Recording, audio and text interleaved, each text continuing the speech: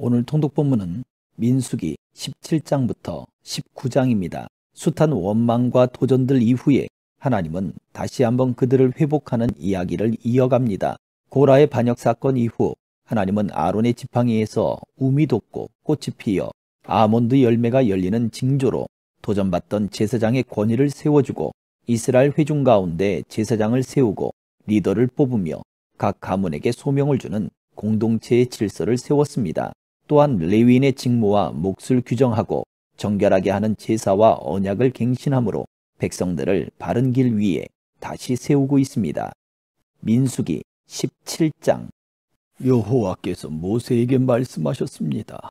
이스라엘 자손에게 말해 각 지파마다 한 개씩 각 지파 지도자들의 지팡이 총 12개를 거두어 각 지팡이에 각 사람의 이름을 써라.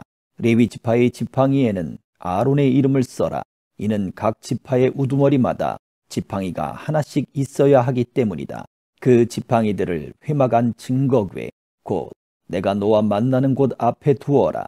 내가 선택하는 사람의 지팡이에 싹이 날 것이다. 그렇게 함으로써 이스라엘 백성들이 너에 대해 불평하는 것을 내 앞에서 잠잠하게 할 것이다. 모세가 이스라엘 자손들에게 말을 하자 그들의 지도자들이 각 지파의 지도자마다 한 개씩 총 12개의 지팡이를 모세에게 가져왔는데 아론의 지팡이도 그 지팡이들 가운데 있었습니다. 모세가 그 지팡이들을 증거막 안에 여호와 앞에 두었습니다. 이튿날 모세가 증거막 안으로 들어가서 보니 레위 집안을 대표하는 아론의 지팡이에 싹이 터 순이 나고 꽃이 피어 아몬드가 열려 있었습니다. 모세가 모든 지팡이들을 여호와 앞에서 이스라엘 자손들에게로 갖고 나왔습니다. 그들이 그 지팡이들을 보고 각자 자기 것을 가져갔습니다. 여호와께서 모세에게 말씀하셨습니다. 아론의 지팡이를 증거궤 앞으로 도로 가져다가 반역하는 사람들에 대한 증표로서 보관하여라. 이것으로 나에 대한 저들의 불평이 끝나게 해 그들이 죽지 않게 하여라. 모세가 여호와께서 명령하신 그대로 했습니다. 이스라엘 백성들이 모세에게 말했습니다. 우리가 죽게 됐습니다. 망하게 됐습니다. 다 망하게 됐습니다. 누구든 여호와의 성막 가까이 가는 사람은 죽을 것이니 우리가 다 죽게 되는 것 아닙니까? 18장. 여호와께서 아론에게 말씀하셨습니다. 너와 네 아들들과 네 가문은 성소에 대한 죄를 책임져야 하고 너와 네 아들들은 제사장직에 대한 죄를 책임져야 한다. 네 조상의 지파 곧 레위 지파의 네 형제들을 내게로 오게 해 그들이 너와 연합해서 너와 네 아들들이 증거막 앞에서 일할 때 너를 돕게 하여라. 그들은 너의 직무와 장막에서의 모든 직무를 수행해야 한다. 그러나 그들은 성소나 제단의 물건들에 가까이 가서는 안 된다. 그렇지 않으면 그들과 너 모두 죽을 것이다. 그들은 너와 연합해서 장막을 섬기는 일을 위해 회막의 직무들을 수행해야 하며 다른 사람은 너희에게 가까이 와서는 안 된다. 너희는 성소의 일과 제단의 일을 잘 수행함으로써 이스라엘 자손들에게 진노가 떨어지는 일이 없도록 하여라. 내가 친히 이스라엘 자손들 가운데서 너희 형제인 레위 사람들을 선택했으니 그들은 회막에서 섬기도록 너희를 위해 여호와께 바쳐진 선물이다. 그러나 제단의 일과 휘장 안에서의 일은 오직 너와 네 아들들만이 섬길 수 있다. 내가 너희에게 제사장직을 선물로 준다. 다른 어느 누가 성소에 가까이 나오면 죽게 될 것이다. 여호와께서 아론에게 말씀하셨습니다. 내가 친히 너희로 하여금 내게 드려지는 예물에 대한 일을 맡도록 했다. 이스라엘 자손들이 내게 바치는 모든 거룩한 예물들을 내가 너와 네 아들들에게 영원한 규례에 따라 소득으로 준다. 불사르지 않은 가장 거룩한 부분이 너희의 몫이 될 것이다. 곡식 제물이든 속죄 제물이든 속건 제물이든 그들이 내게 드린 예물 가운데서 가장 거룩한 부분이 너와 네 아들들의 몫이다. 너희는 그것을 가장 거룩한 것으로 여기고 먹어라. 모든 남자는 그것을 먹어야 한다. 너는 그것을 거룩하게 여겨야 한다. 이것 또한 너희 것인데 이스라엘 자손들이 선물로 드리는 예물과 흔들어 바치는 모든 제물들을 영원한 규례에 따라 내가 너와 네 아들들과 네 딸들에게 준다. 네 집안에서 정결한 사람은 누구나 그것을 먹을 수 있다.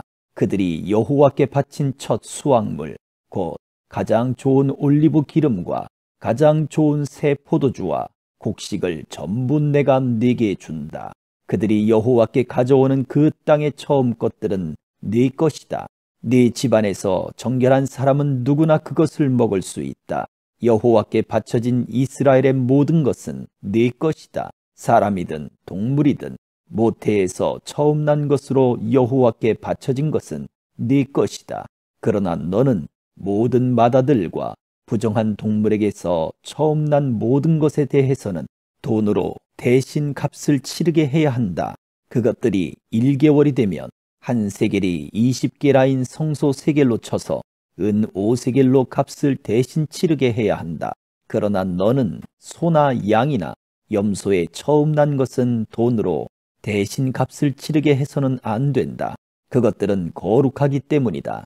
그것들의 피를 제단에 뿌리고 그 기름을 불로 드리는 제물로 태워 여호와께서 즐겨하시는 향기로운 화제가 되게 하여라. 그 고기는 흔들어 바친 가슴살과 오른쪽 넓적다리처럼 네 것이 될 것이다. 이스라엘 백성들이 여호와께 받들어 드린 모든 거룩한 예물들을 영원한 규례에 따라 너와 네 아들들과 네 딸들에게 준다. 이것은 여호와 앞에서 너와 네 자손들을 위한 영원한 소금 언약이다. 여호와께서 아론에게 말씀하셨습니다. 너는 그들의 땅에서 유산이 없고 그들 가운데서 어떤 목도 없을 것이다. 왜냐하면 내가 이스라엘 백성들 가운데서 내 몫이고 내 유산이기 때문이다. 내가 레위 사람들에게는 이스라엘의 모든 11조를 그들에게 유산으로 주니 회막을 섬기는 것에 대한 보상이다. 이제부터 이스라엘 자손은 회막 가까이 나와서는 안 된다. 그렇지 않으면 그들이 그 죄의 결과를 감당하게 돼 죽게 될 것이다. 오직 레위 사람들만이 회막에서 일하고 회막에 대한 죄를 짊어져야 한다. 이것은 대대로 계속돼야 할 율례다. 그들은 이스라엘 백성들 가운데서 유산이 없을 것이다. 그 대신 내가 레위 사람들에게 이스라엘 백성들이 여호와께 예물로 바치는 11조를 그 유산으로 준다. 내가 그들은 이스라엘 백성들 가운데서 유산이 없을 것이다 라고 말한 것은 이 때문이다. 여호와께서 모세에게 말씀하셨습니다. 레위 사람들에게 말해 일러라. 내가 너희에게 너희의 유산으로 주는 11조를 이스라엘 백성들에게서 받을 때는 그 11조의 11조를 여호와께 드리는 예물로 바쳐야 한다. 너희 예물은 타작마당의 곡식이나 포도주를 짜는 틀의 포도즙처럼 여겨야 할 것이다. 이처럼 너희 또한 너희가 이스라엘 백성들에게서 받은 모든 것에서 11조를 여호와께 거제로 바칠 것이다. 여호와의 몫으로 돌린 그 거제물은 제사장 아론에게 주어야 한다. 너희는 너희가 받은 모든 예물 가운데 가장 좋고 가장 거룩한 부분을 여호와의 몫으로 바쳐야 한다. 레위 사람들에게 말하여라. 너희가 가장 좋은 부분을 바칠 때는 타작마당에서 나온 것이나 포도주를 짜는 틀에서 나온 것처럼 여겨야 한다. 너희와 너희 집안은 어디서든 그 나머지를 먹을 수 있다. 그것은 너희가 회막에서 일한 것에 대한 보수이기 때문이다. 그 가운데 가장 좋은 부분을 바침으로써 너희는 이 일에 대해 죄가 없게 될 것이다. 그렇게 하면 너희가 이스라엘 백성들이 드리는 거룩한 예물을 더럽히지 않는 것이 돼 너희가 죽지 않을 것이다. 19장. 여호와께서 모세와 아론에게 말씀하셨습니다. 이것은 여호와가 명령하는 율법의 조항이다. 이스라엘 백성들에게 말해 흠없이 온전하고 멍에를 맨 적이 없는 붉은 암송아지 한 마리를 너희에게 끌어오게 하라. 그것을 제사장 엘르아살에게 주어 그가 그것을 진 밖으로 끌고 나가서 자기가 보는 앞에서 죽이게 하라.